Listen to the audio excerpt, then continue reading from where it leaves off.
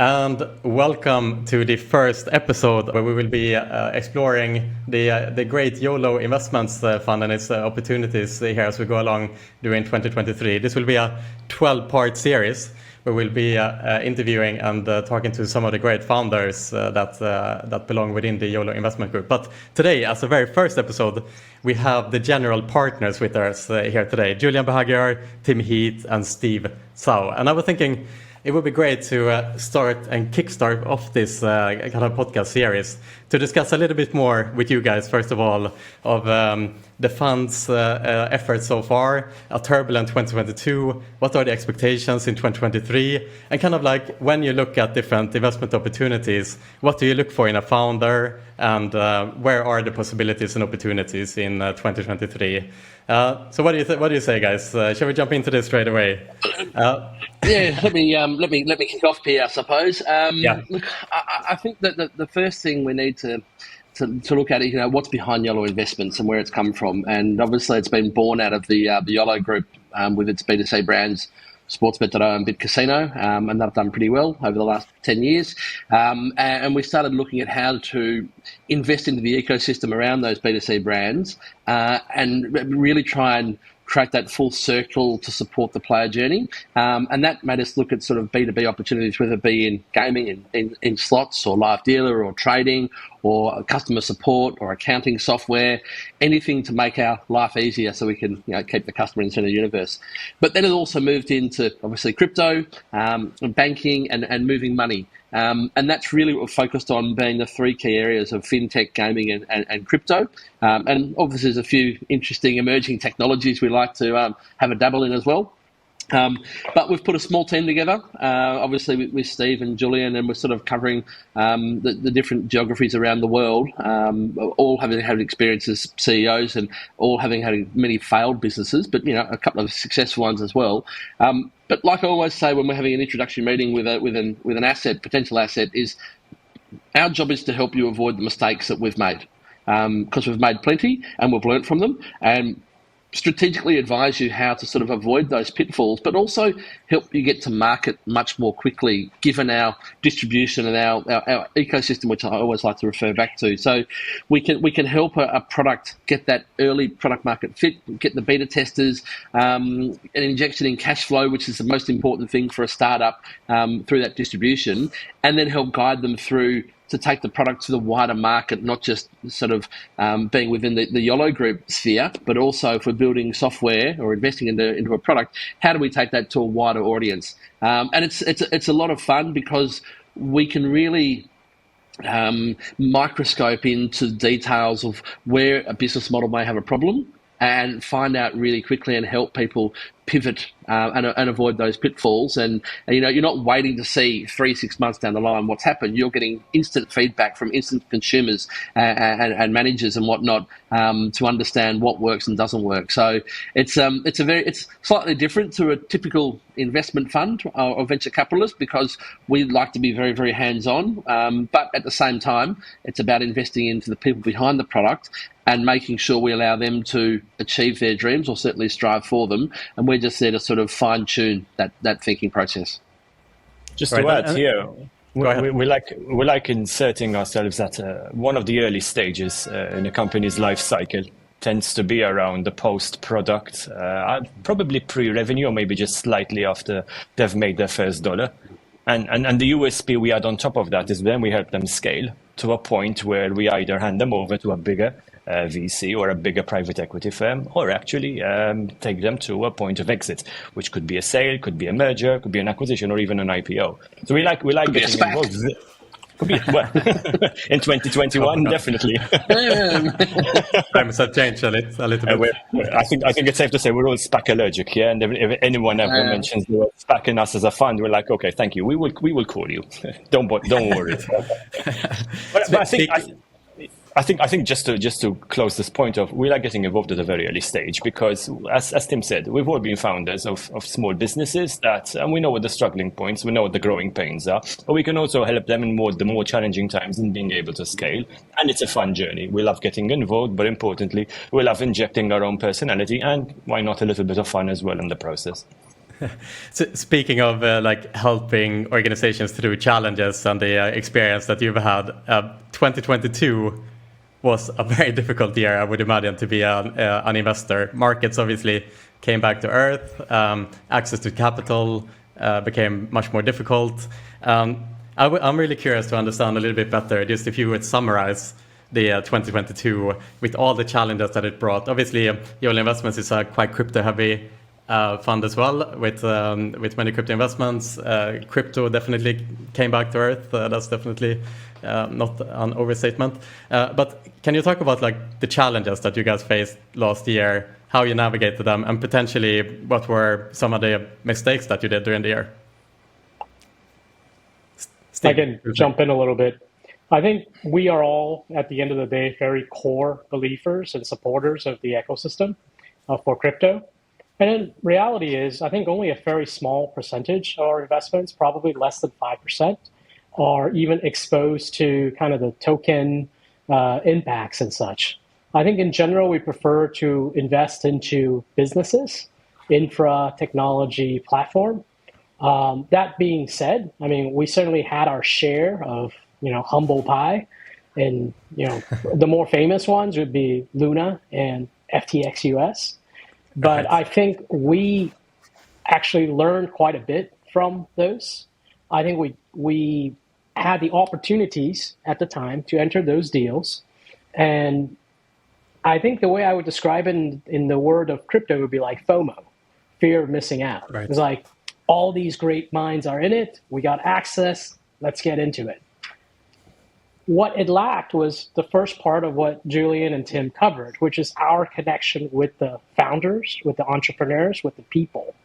And I think what we saw, on 2022 was the ones we really did well are ones that we were able to add unfair advantages to, and not just be a financial investor to plant a flag or whatnot. So, right. Just to follow up on that, I mean, it's very easy in hindsight to say that, like, FTX was a massive mess, and the founder didn't have control over the company. They didn't have like financial controllers. They didn't have a board. All these things. Like, how could anyone invest in them? But it's very easy to say in hindsight, right? As you point out, Steve, these are brilliant minds. They were doing great things and well respected and so on. And as you mentioned, it's kind of like FOMO feeling. Is it a real thing amongst institutional investors and big funds, as you mentioned? Is that a big driving factor in such a bull market? And now, Absolutely. If you look back at that time, do you have any regrets, perhaps? I think it's safe to say that every bull market will have its share of FOMO. And institutional investors, as well as retail investors, are not immune to FOMO. We all get the hype. We all get the panic of not being involved. And I think getting there reaches a certain excitement, a certain gambling. We are, after all, also in the gambling industry as well. And I think as GPs, our biggest responsibility is to ensure that we can separate the wheat from the chaff. The truth of the matter is, no matter whether you're an FTX or a startup, you can always hide this stuff. And this is actually where our connection to founders, our connection to their KPIs and their financials is actually really important, because it helps distill ourselves away from the PR, right? It helps us distill ourselves away from the very crafted narratives, and helps us see the real financials underneath. Like, where's your growth rate? How you're supporting your cash flow? What sort of employees are you bringing on board? And the truth of the matter is, at some stage, everybody will pass along the same investor note that's been done by one agency, right? And everybody will want to buy into it. And we I think, as investors, need to make sure that we can remain calm and objective and go through it. Honestly speaking, I think... Sorry, Steve, go ahead. Yeah, I was just going to add to that a little bit. I think what Tim alluded to earlier, all three of us being entrepreneurs that have built things from scratch, our bullshit radar is frankly better than traditional VCs. I say that openly. And I mean, we also deal with traditional VCs and financial investors as our friends, as our network. But I would say even on the token deals we had exposure to, we did far better than most. Yeah. And I think on a net average, you'd be surprised to look at even today, at today's prices, how many are actually surviving and or positive with return multiples on invested capital. There certainly are shares of failures, but yeah. I think it also represents. I think it also represents the stage at which we're in terms of the life cycle. Whereas more mature companies such as FTX would be more leveraged to these kind of changes and imbalances, and they would be caught out on cash liquidity.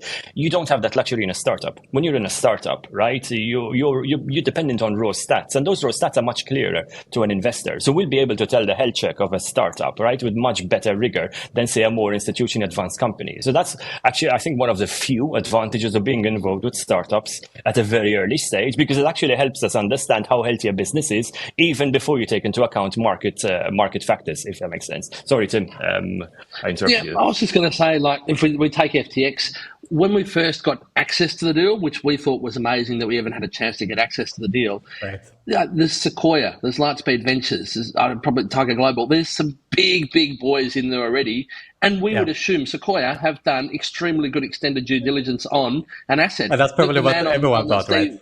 Yes. Yeah. Well, the guy on Steve's wall there was also invested and certainly hanging around FTX as well. So we almost tried to passport that due diligence through, and we nearly felt embarrassed asking for that. Now, when you start looking at a smaller startup post-revenue, and we know the founders, we sit down to have dinner and a glass of wine with the founders, we get honesty from them, and we get the good, bad, and ugly. And I think that's the important. If they're willing to open themselves up to us about the whole business, it allows us to really not judge them at all, but we're in this together to help grow this. And sometimes some difficult feedback is a good thing.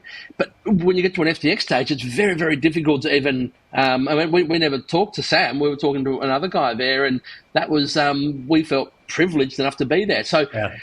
It was completely FOMO, there's no doubt about it. And you know what? We've learned a really, really good lesson. But what I want to say about venture capital, it's very much like playing poker. And guess what? We all play poker on this channel, on this call. You don't win every flush draw you go for.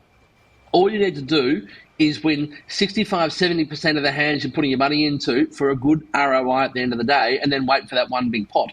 But knowing when to fold the hand is equally as important. But if you don't enter the hand, you're not going to win the tournament. And I think we need to have some fails. We need to be open and honest with those failures we've had and understand where they've gone wrong so we can learn for the next time we're playing or the next investment we're making.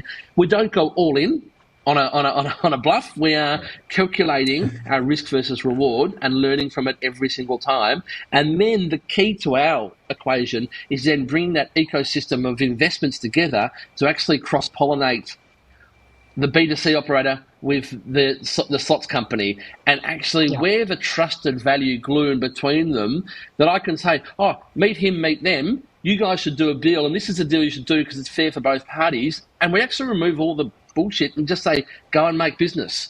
And there's that trusted sort of relationship there, which allows businesses to prosper. And I think that's the most important thing of our venture capital adventure. We are learning every single day where we best fit and how we can best get return on investment for ourselves and for our LPs as well, who have invested in us to make them money, which is what we enjoy doing.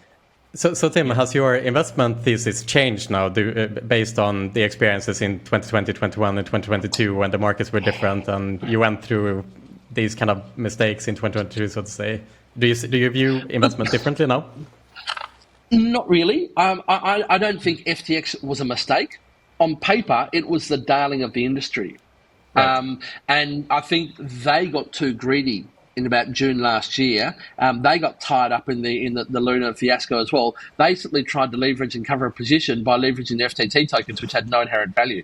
If they weren't greedy, it would be a very successful exchange. There's no doubt about it, and probably would be the darling of the industry moving forward, except they were always tangling with CZ and Binance and whatnot. So I don't think their business model was wrong. I think they got greedy in terms of how do they make money out of thin air, and did that without being transparent to their shareholders or their board or their employees or the market in general. I think regardless, not a bad investment. Yeah. I think regardless, Pierre, our investment thesis hasn't really changed, and for a couple of reasons. One, our exposure to what we call, let's say, more risky assets such as FTX actually was quite minimal. So actually, we didn't really take a hit as a VC, and that's I think it's more 0.5% of our asset portfolio. And that's actually because, as Tim said, we don't go all in on investments. No matter how good it looks, no matter if we think it's actually the next PayPal, right? But I think more importantly, we actually have quite a deleveraged set of investments and on quantums, and we have a really good view in terms of risk. So if something sounds and smells too good to be true, it probably is. There's probably something wrong with it. So we actually take a step back and unwind, or at the very least, take a position with an option to invest down the line. So I think in that regard, call it luck, call it previous experience on being burnt on other assets, I think we have a much more risk cautious approach. And in fact, our crypto exposure last year was less on assets that depended on the underlying price of crypto, but more on the underlying trade. And as we know, any assets that last year that traded crypto did a lot of money, because actually the volume increased last year, which actually is good for us as investors, if that makes sense. Right. It makes sense. Steve? Yeah, last thing to add on the FTX topic is also that deal gave us a seat and access to a whole broader network of investors that for all our other 80 to 100 subsequent deals, when it comes time to show all the equal people that have lost money on this deal we all lost money on, to show them, hey, you want to see a deal to make money on? And these are the 10, 20, 30 companies for them to dabble into and get exposure on. So right. Yeah. It's an interesting perspective. It's not only about the investment, but it's also getting a foot in the door and creating a network that then leads to further interesting investments in the space, for sure. Another question, just to switch topic a little bit. Now, as we look forward into 2023, economists are debating whether we are entering a much more difficult year ahead, potential recession due to the interest rates increasing constantly. What's Yolo Investments' view on the economy 2023? Do you see a contracting economy? How will that affect the investment landscape? Are you taking a more cautious approach, or do you perhaps have a totally different view than what I'm outlining here? Julian? I'll take the macro view. We haven't called the bottom yet. Let's be clear. So there's going to be more risks. There's going to be more pitfalls, and importantly, there's going to be more haircuts in valuation. So I think as GPs, we need to be cognizant of the fact that this year will be a turbulence, if not more than last year. In terms of our portfolio, in terms of our investments, we actually tend to be more bullish, because actually we get investments at a very early stage in their life cycle, so they wouldn't be overhyped, right? Where the risks come in is when you do need a funding round this year, and that's where you need to be more measured and more balanced. It's better to go in for a more pragmatic round of funding this year at a lower valuation, because then you can get the benefits of the upswing when everybody gets into a bullish market. So I think in terms of our investment strategy, we would invest, across fewer assets, but then the assets that we do pick would then tend to be the winners that are emerging from this consolidation of the market, if that makes sense. Just 2-3 sentences on the global macro thing. I think everybody's waiting for China to open up and then to have a proper growth path. Okay, without that, then the only workhorse that is dragging the global economy is potentially the United States. Nothing else is really making a dent on global GDP. They may have pockets of growth, but if you're talking about the global GDP, which we're all a part of, and under the same pressures of liquidity and global interest rates and monetary policies, then the biggest catalyst for growth or a continuation of a drag, in my opinion, is going to be how China opens up with this COVID situation, with the global economic situation. And then the second biggest one, obviously, is the war in Europe over there between Russia and Ukraine. I think that has a huge macro overhang issue. And then how military and military industrial complex type of stuff, somebody's making money. So That's for sure. So, yeah. Steve, just to linger on this a little bit. Sorry, Tim. Steve, you mentioned China and kind of how they will affect the global markets. Looking at Alibaba, for example, you can see over the last couple of months, they have been doing really well on the stock markets, up something like 60-70%.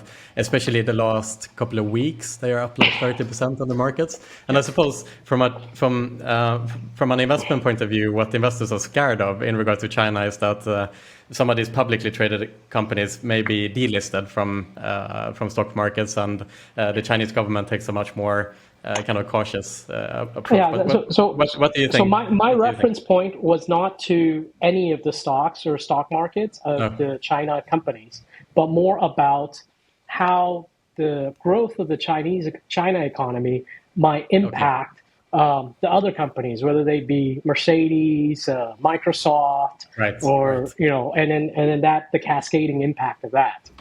Even tourism as an industry, even leisure, which ultimately is the industry of gaming. That, as Macau opens up or stays closed, it impacts our industry. As the Chinese tourist goes out, that impacts our industry. So, yeah.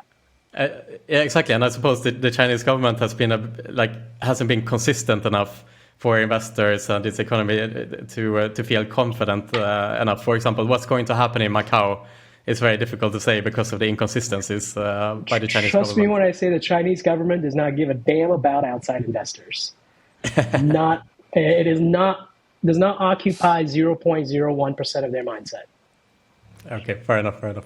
Tim, sorry I cut you off. My view on the current trends of 2023, it's more about who we're investing into and what opportunities are coming to the table. Yeah. I think right now the whole industry has said that's enough of investments during a bull run. Let's buckle down and work hard, roll the sleeves up, and let's build these businesses what we have and really try and make them successful. How do we, limit spending? Because in a bull market, everyone seems to want to spend more and more money, and they don't really control it. Like, I built a business from $1, and I had to control every single dollar coming in and going out. And I think you've got to learn sort of that hard work narrative sometimes of some of these businesses. I think you're right. When they are getting harder, the valuations will come down to what should be a proper valuation for their current status, as opposed to what's a FOMO inflated valuation of what it might well be. So we're being a lot more picky on what we're getting into, coming back down to absolute first principles and fundamentals, and really taking a look at who are the people behind this business, what have they done, what have they failed on, what have they done well, and can they replicate that and do it even better with this new product or company they're making. And can they do it on a sensible budget and preserve their cash flow, as opposed to just reaching out and saying, uncle, can I get some more money, please? Because that money is now being turned off for the next 12, 18 months. I have a saying nowadays that all businesses that we look at fall into category A, category B. Category A, companies that make money. Category B, companies that's really good at raising money. If you don't belong in either box, you're going bankrupt.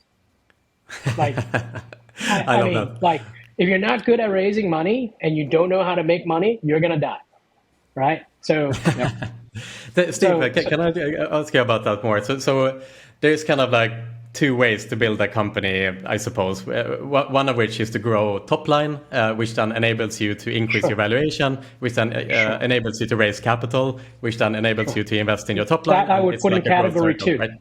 That's that I would put in category two. Yeah. Yeah. Is that a sustainable way in 2023 to run a business, do you think? Or is it all about the bottom line now? No, it's not all about the bottom line. Revenue, top line growth definitely matters, but underneath it, there ought to be a scalable unit economic margin. Okay, so you can make, like, say, a penny, but you decide to spend more to keep on growing that top line. Like, there's a scalable model. At a certain point, it will reach a cash flow break even point. It might be 5 years from now, it might be 10 years from now, whatever. But if and there's a lot of cases where they're literally spending $10 to buy $8 of revenue. All right? Mm-hmm. Those ones, God. Best example is if you look at the EV on EBITDA ratios, right, across all public markets. So we pore over these analyst reports all day long, right, and we have a great team of investment analysts behind us that do this. If you look at the EV on EBITDA ratios, they've been coming steadily down, right, for the last year, and we expect them to continue going down. What does that mean? It means that valuations will be based less on multiples of turnover, but more on multiples of profit, but importantly also free cash flow. So as Tim said, right, we will actually start seeing more realistic valuations coming down to earth. But then based on what Steve said, we will actually be able to see then the rise based on the ability of those companies to then pivot, right? To say, look, guys, we've actually preserved our cash flows during the winter season, but look at us now. We're able now to scale up, right? Bring our sales force out into the world, bring our product more to market. And based on that, now we can get more pragmatic valuations. I think from Yolo Investments, I think we're relatively shielded from I would call the noise, because our valuations are grounded with startups. Startups don't have the luxury of being able to boast about 100 times revenue, right, or 15 times EBITDA. They are small startups, right, which most of them have been built on $1, right, and actually are very frugal in terms of how they can control whether they can justify the expenses to go on a sales trip, right, to a conference. We like those businesses, right, because there's actually less fluff at the top, less human capital in the middle, but then a very tangible product at the bottom. And then we put all our resources, both in terms of capital, but also our domain knowledge behind them, if that makes sense. Well, yeah. To add to Julian's point, our domain knowledge in our industry that we're talking about here in terms of iGaming, it gives us intelligence to say, what should a supplier look like?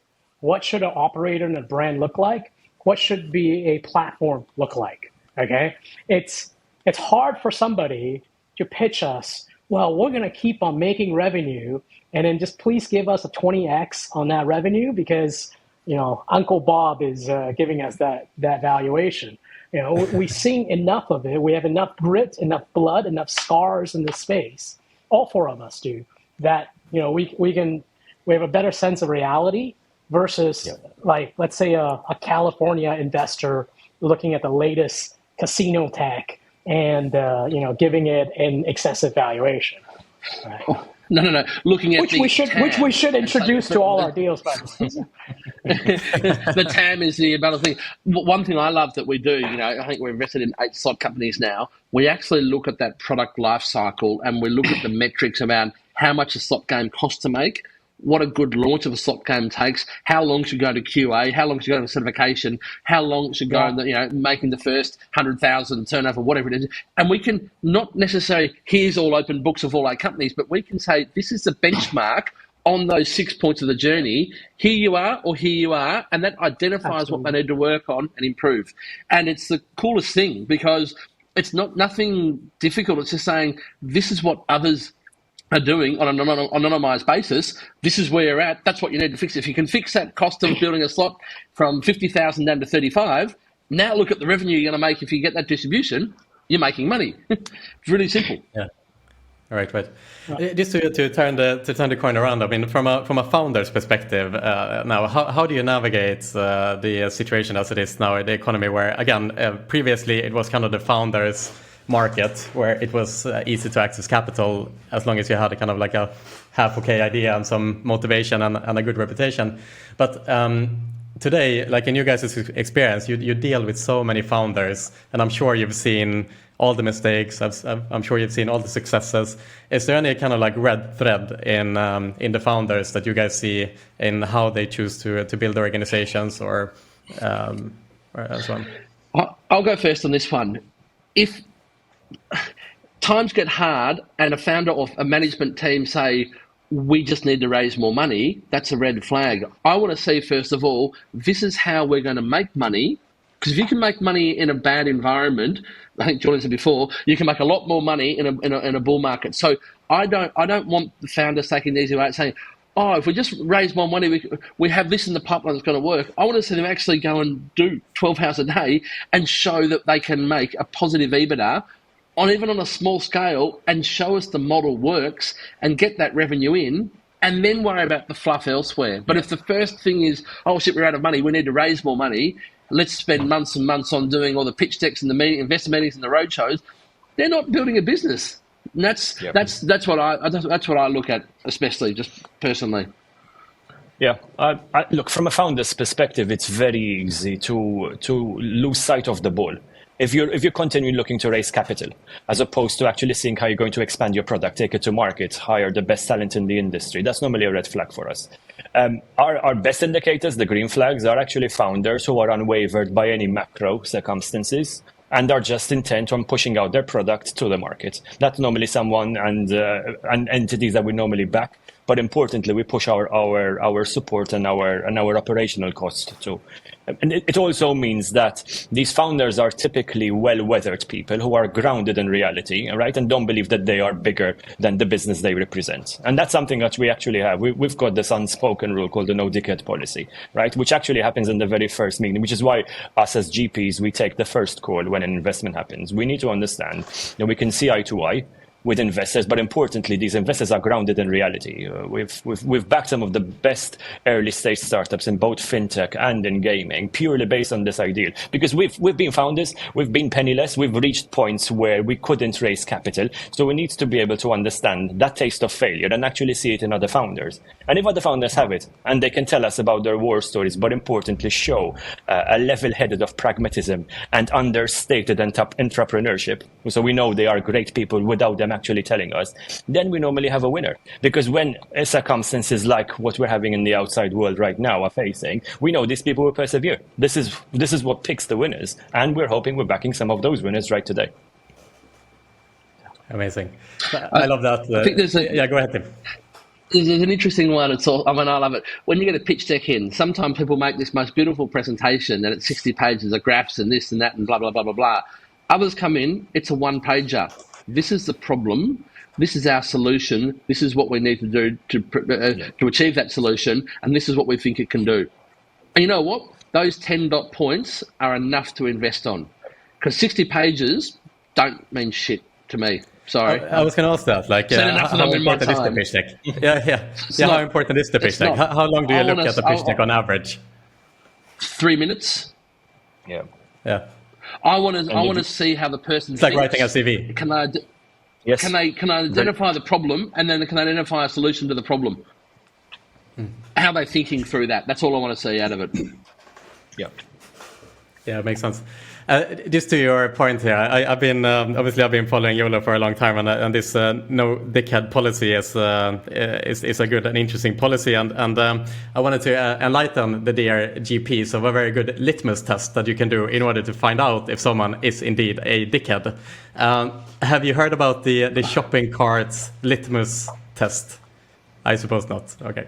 No. So the best way to find out if someone is a dickhead is, when you go to the shopping mall and you have the cart that you drive the groceries with. This is a very interesting scenario because when you go out to the car park and you put your groceries into your car, you have two choices with the shopping cart. Either you can return it where it's supposed to be, or you can leave it where it that. Leaving it is fine. You're not going to go to prison. No one is going to say anything bad against you. You'll be fine. But you know that morally the right thing to do is to leave the shopping cart where it's supposed to be, in its right place. So my suggestion to the dear GPs of Yolo Investment here today is whenever you are considering an investment, take the founder out to shopping and see what they do with the shopping cart. And from there, you can take a hard decision whether you want to invest in the company or not. There's a third option there. There's a third person in that scenario, Pierre. It's the person going around collecting 10 shopping carts, putting them all back in and taking the 20 cents from each of them and making money out of it. That's the guy I'm going to back. That's the one you want to find, yeah. I love that. So just as a final question here today, like if you now look into 2023, I mean, a potential recession, how's that going to impact the agri industry, crypto, so on and so forth? Like, are there any specific opportunities that you guys are looking for at the moment? Is there any opportunity that you see in the industry that is specifically interesting? Any trends that you're looking at, so on and so forth? The biggest opportunity I'm seeing right now, this is a little bit kind of reverse. We've been investing since 2017, and a lot of companies have come to fruition and have exited, and those founders have now got liquid cash, liquid wealth. I've found a lot of people have been coming to me saying, we've done it once. This is fantastic. We've got this money. What do we do now?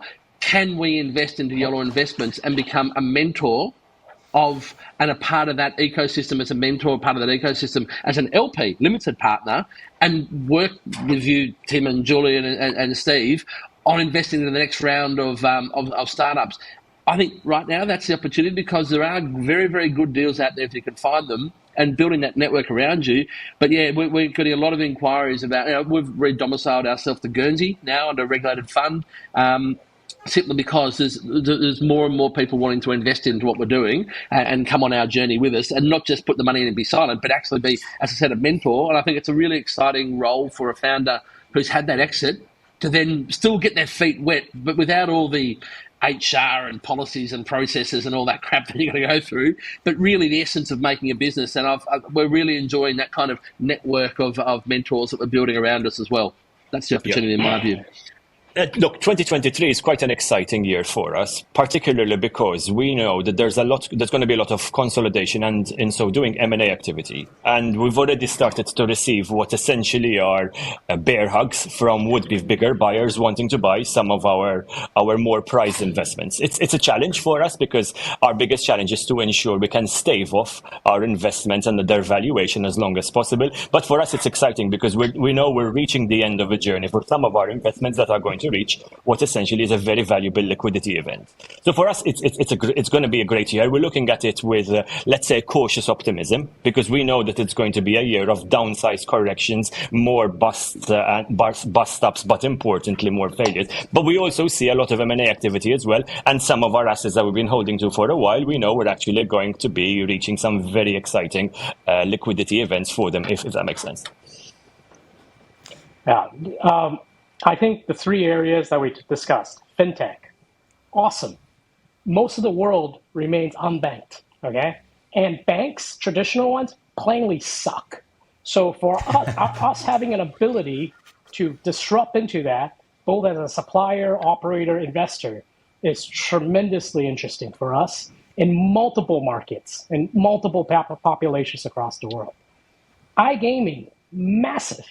There is nobody who has done everything right everywhere. So whether you have a great product that we can invest into, there are so many markets and operators we can bring to. And likewise, if you're an operator or platform, there's so many things we can help on, both on the payment side and also the supplier side, and also on the operating side in terms of experiences. Now, the trickiest one to answer would be crypto. And the way I would answer it is crypto done right. And this goes into some basic business stuff. Does it what operational efficiencies does it provide? So for crypto that is done right, okay, not just because people want to get in and get rich, I think those opportunities will hopefully be double massive. But, that's what we're looking and peeling and looking for. So, yep. Brilliant. Thank you so much, guys. This has been a brilliant first episode of YOLO Unleashed, and I'm certainly very excited now throughout the year to interview some of the founders that belong within the YOLO Investment Group. Thank you guys for giving me your time, and I will see you, I suppose, in the parking garage looking for the next generation of founders here. Thank you so much, guys. I was stopping colleagues. Thanks, Pierre. Thank you, Pierre. Thanks, Pierre. Thank you.